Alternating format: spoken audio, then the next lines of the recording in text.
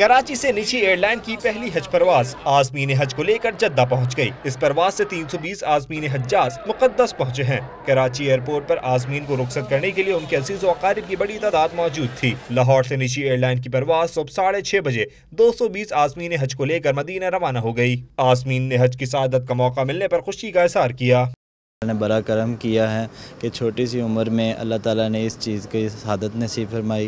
अल्लाह ताला का लाख लाख करोड़ दफ़ा शुक्र अदा करता हूँ। अल्लाह ताला सबको इंशाल्लाह हज पे बुलाए।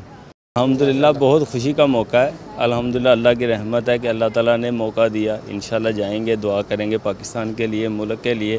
अल्लाह ताला हालात बेहतर फरमाए। यहाँ पे जो मामलात हैं दुनिया के, यहाँ पे धमाका वगैरह होता है, इस चीज़ का अल्लाह ताला से दुआ करेंगे, अल्लाह ताला आसानियाँ फरमाए। PIA की हज परवासें लाहौर, कराची, पेशावर और कोयटा से भी आज़मीन को हज्जाज मुक़द्दस लेकर जाएंगी।